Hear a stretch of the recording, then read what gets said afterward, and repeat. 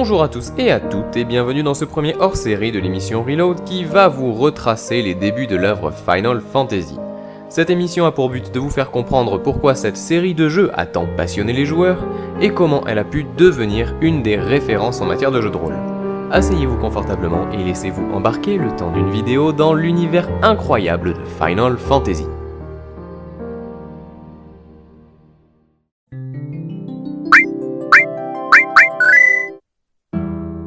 Notre histoire débute en l'année 1986. Il était une fois Square, un studio de développement de jeux qui était prêt à déposer le bilan, compte tenu de sa faillite imminente. Contre toute attente, surgit un employé talentueux et diablement ambitieux du nom de Hironobu Sakaguchi, qui dirigea un projet ultime pour tenter de sauver l'entreprise de la misère. Ce dernier eut l'idée de s'inspirer du jeu Dragon Quest sorti par le studio Enix quelques mois plus tôt pour créer un jeu de rôle intégrant un système de progression original et avec une direction artistique de grande qualité. Il a alors eu la brillante idée de s'entourer de Yoshitaka Amano qui sera le designer du jeu et Nobuo Uematsu qui en composera les musiques. Ce projet a paru alors comme une ultime chance ou plutôt comme une dernière fantaisie qui a pour objectif de relancer le studio. Et c'est alors que sortit Final Fantasy sur Famicom le 19 décembre 1987. La série démarra dès lors son ascension dans le monde hostile du jeu vidéo. Le succès ne se fit pas attendre et très vite il devint un sérieux concurrent pour Dragon Quest qui était à l'époque le RPG phare du Japon. En pleine confiance, Square décida alors d'étendre son succès jusqu'aux États-Unis 3 ans plus tard. Pendant ce temps, le deuxième épisode sort au Japon. Ce dernier va apporter son lot d'innovation car il amènera une dimension scénaristique plus poussée en attribuant un caractère propre à chaque protagoniste de l'aventure et un tout nouveau système d'évolution de personnages. Également, il introduira ce qui devint une mascotte de toute la série, le Chocobo. En 1990, le duel Dragon Quest Final Fantasy devient de plus en plus intense et alors que la série de Enix se pose encore en tant que leader du marché au Japon, Square va tenter de frapper très fort dans un troisième épisode qui sera le dernier sur Famicom. Pour ce faire, Sakaguchi va apporter à sa série un bon nombre de nouveautés qui vont complètement révolutionner le genre du RPG. Système de classe revisité et amélioré, possibilité d'invoquer des divinités qui vont attaquer vos ennemis, apparition des MOG, scénario très travaillé, tant de choses qui font de ce jeu une petite merveille qui va pleinement remplir ses objectifs avec plus d'1 million d'exemplaires distribués. La série Final Fantasy est alors lancée et plus rien ne semble pouvoir l'arrêter. Je vous l'ai dit, chaque jeu a apporté son lot d'innovation en termes de gameplay et je vous propose donc une petite présentation du système de jeu qui a tant plu aux joueurs à l'époque et qui fait encore aujourd'hui office de référence en matière de RPG.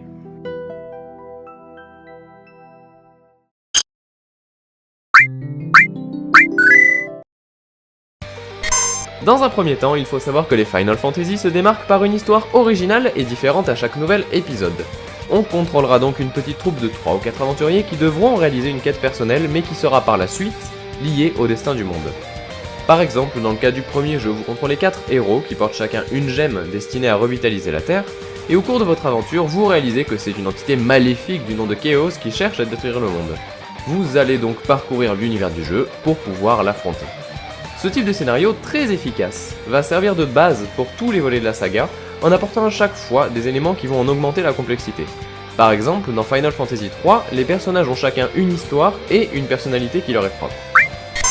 Le monde que vous allez parcourir est de la forme suivante, une planète pleine de verdure comprenant quelques villes et donjons qu'il faudra visiter. Chaque ville comportera des bâtiments clés, comme les auberges ou encore les magasins, vous permettant de faire le stock d'objets avant de partir en guerre contre le mal. Votre voyage à travers la carte du monde pourra se faire de plusieurs façons. Bien évidemment, rien ne vous empêche de faire tous vos trajets à la marche, mais cette méthode n'est ni rapide ni sécurisante.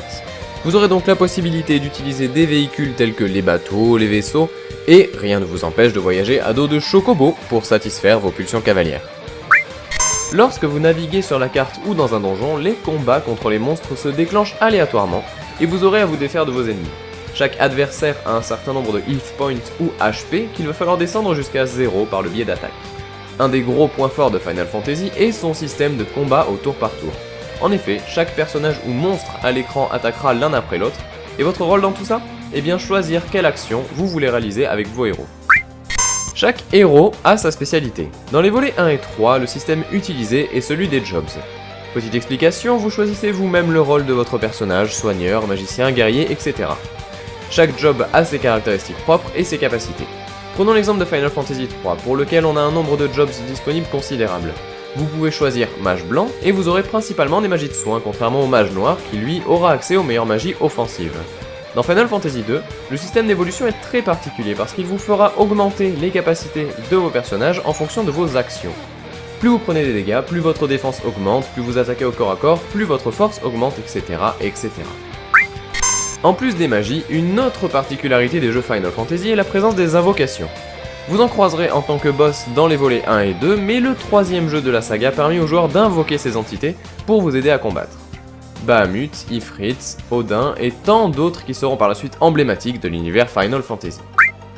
Et c'est cet ensemble de choses qui fait le lien durant toute la saga.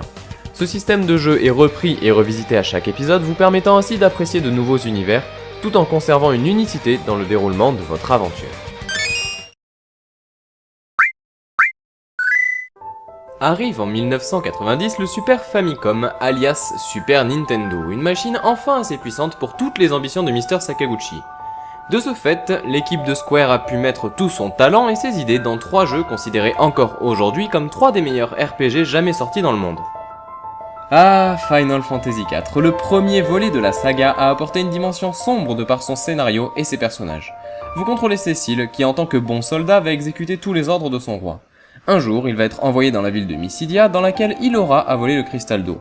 S'ensuit de ce fait un massacre qui va faire douter notre héros, qui va alors faire part de ses questionnements au roi, qui est alors manipulé par Golbez, l'éminence grise de cette histoire. Ce dernier va lui donner une mission particulière, il va devoir partir avec son ami Kain pour détruire le village de Myst envahi par les monstres à l'aide d'une bombe qui va tuer tout ce qu'il reste de vie dans cet endroit. Tout ? Eh bien non, il reste une survivante du nom de Rydia sur laquelle vous allez veiller pour tenter de sauver votre âme et laver votre honneur. Et c'est ainsi que se lance la trame principale de Final Fantasy IV, un jeu riche en émotions dans lequel vous pourrez vous immerger avec le plus grand des plaisirs. Tout au long de l'aventure, vous rencontrerez une multitude de personnages hauts en couleur. Ce qui est d'ailleurs très intéressant en termes de game design pour l'époque, c'est de voir que chaque personnage a un rôle attitré et le système de job n'est plus. Cela permet d'accentuer la personnalité des héros et de les identifier davantage. Par exemple, vous aurez Rydia, l'invoqueuse, Rosa la mage blanche, Palom le mage noir, Yang le moine et bien d'autres encore. Vous pourrez choisir parmi 5 membres pour composer votre équipe et vaincre tous vos opposants. D'ailleurs, dans cet épisode, le système de combat n'a pas changé mais reste efficace et très agréable à jouer. Le jeu est sorti au Japon, où il s'est vendu à 1,4 million d'exemplaires, et aux États-Unis dans une version très mal vécue par les joueurs car terriblement simplifiée. Cela a causé une très mauvaise image du studio Square qui attendra le 6ème Final Fantasy pour retenter sa chance. C'est donc en décembre 1992 que Final Fantasy V sort au Japon. Il s'agit sans doute de l'épisode qui a été le plus expérimental de la saga. Tant au niveau des graphismes, des musiques ou encore des idées de game design, on sent que Square cherche quelque chose en changeant un peu le style habituel de sa série phare. Dans cet épisode, vous contrôlez Butz, un garçon tout à fait ordinaire ami avec Boko, son fidèle chocobo. Alors que vous campiez tranquillement en forêt, une météorite vient s'échouer près de vous. En allant voir l'étendue des dégâts, vous rencontrez Lena qui vous dit provenir du Temple du Vent et Galouf, un vieil homme amnésique. Et vous voilà donc parti avec vos 2 nouveaux camarades en direction de ce fameux temple. Vous rencontrerez Faris, une femme pirate, et c'est avec cette histoire aussi simple qu'originale que vous allez vous retrouver embarqué dans une aventure vous liant au destin de la Terre. Vous découvrirez par la suite que vous êtes les 4 élus porteurs des cristaux amenés à sauver le monde. Le scénario peut paraître un peu léger, mais il permet à Square de revenir aux sources de ce qu'il maîtrise le plus pour accentuer le côté épique de cet épisode. Vous aurez des moments de jeu inoubliables comme par exemple la rencontre de Gilgamesh, un personnage emblématique de la saga. Au passage, la musique qui vous accompagne dans ce moment fort va être considérée comme un grand culte de la musique de jeux vidéo. Le jeu est d'ailleurs très abouti musicalement et on sent un réel changement par rapport aux opus précédents quant à la complexité et à la qualité de sa bande-son. Une nouveauté considérable apportée par cet épisode est la jauge ATB qui est un énorme plus au combat du jeu. Il s'agit d'un indicateur de temps qui vous permet de connaître l'ordre des attaquants et de mieux organiser vos combats. Également les jobs font leur réapparition mais dans une version plus poussée que précédemment et autrement plus addictive à faire évoluer. En effet, vous pourrez assigner à vos personnages un job parmi les 22 disponibles mais également bénéficier d'une des capacités d'un autre job. Cela permet d'avoir une variété des classes disponibles pour avoir des personnages qui collent à votre manière de jouer. Vous pourrez également en changer pendant les combats, ce qui sera donc un élément à prendre en compte pour tous vos affrontements. Vous l'aurez compris, ce Final Fantasy V a avant tout cherché à procurer aux joueurs une aventure soignée et surtout très agréable en termes de jouabilité. Toutes les possibilités offertes par le système de combat permettent de faire entrer un facteur stratégique dans ce jeu, ce qui fait de lui un incontournable de la saga. 1994. Que ce soit au Japon ou aux États-Unis, une date clé pour tous les fans de RPG de l'époque qui ne savaient pas encore ce qui les attendait. L'équipe de Square a utilisé tout son talent pour nous sortir un jeu ultime pour la console de Nintendo. Un jeu simplement révolutionnaire à son époque de par son ambiance, son univers, sa musique, son scénario et j'en passe. Il est clair que sur ce coup, Sakaguchi a clairement prouvé qu'il était complètement maître de son art, c'est ce que nous allons d'ailleurs voir immédiatement. Première chose évidente lorsque l'on lance le jeu, les graphismes sont tout bonnement magnifiques. Que ce soit dans le design des personnages, au niveau des décors et de la cohérence de cet environnement incroyable qui nous est proposé à mi-chemin entre technologie et magie, on ne peut que s'incliner et saluer le travail des développeurs. La qualité artistique va même bien au-delà de ça car les musiques de Nobuo Uematsu accompagnant votre aventure sont merveilleuses et encore aujourd'hui, on s'aperçoit qu'elles figurent parmi les meilleures jamais composées. Pour ce qui est du système de combat, on a droit à un mix entre Final Fantasy 4 et 5 car vous avez la jauge ATB mais plus de job car chaque héros a son rôle et des capacités qui lui sont propres. Côté scénario, une des grandes nouveautés de ce jeu est qu'il n'y a pas de personnage principal. Vous contrôlez un ensemble de héros ayant chacun leur histoire et leur personnalité. Leur destin va les amener à se rencontrer et à contrecarrer les plans de Kefka, une entité diabolique qui se situe parmi les méchants les plus charismatiques du monde du jeu vidéo. La situation déclenchante de cet épisode est la suivante. Le magie a été éradiqué du monde à la fin d'une guerre pour être finalement remplacé par la technologie pure des machines de fer. Les Espers, divinités gardiennes de la magie, sont des entités jusque-là considérées comme des légendes et pourtant, une jeune fille nommée Terra va être capable de les faire réagir. C'est sous le contrôle de Kefka qu'elle va être confrontée à un de ces êtres, avec lequel elle va rentrer en résonance, ce qui aura pour effet de la libérer de tout contrôle.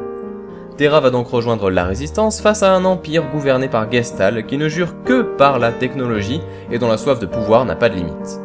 Vous voici embarqué dans une histoire où les aventures individuelles de tous les personnages vont se croiser pour lutter contre l'Empire et pour amener la paix dans le monde. Au cours de cette épopée, vous vivrez des scènes mythiques comme celle de l'opéra qui est absolument fantastique et surtout très ambitieuse pour l'époque. Allez, un petit extrait ?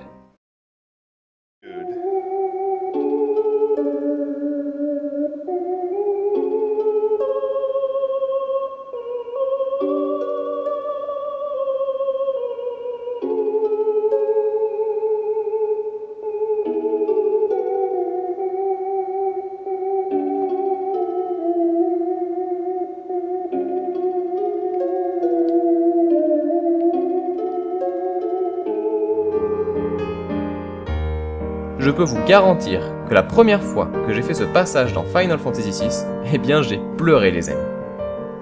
Au cours de l'aventure, vous allez chercher à rassembler des Espers pour pouvoir contrecarrer les plans de Kefka, et ils auront le rôle d'invocation dans le jeu.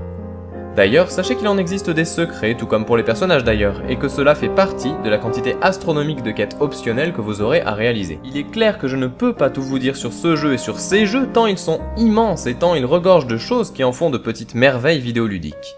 En revanche, je ne peux que vous inviter à les essayer et à les parcourir avec passion, car chaque aventure qui vous est proposée ne vous laissera pas indifférent, soyez-en sûrs. Et bien voilà, cette vidéo touche à sa fin.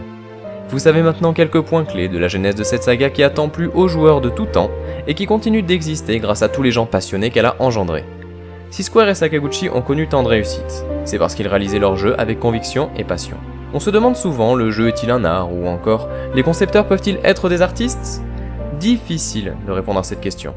Mais en tout cas, ce qui est sûr, c'est que si ce mélange de musique, d'écriture et de visuel peut en faire une œuvre, eh bien Final Fantasy en est une bien belle démonstration.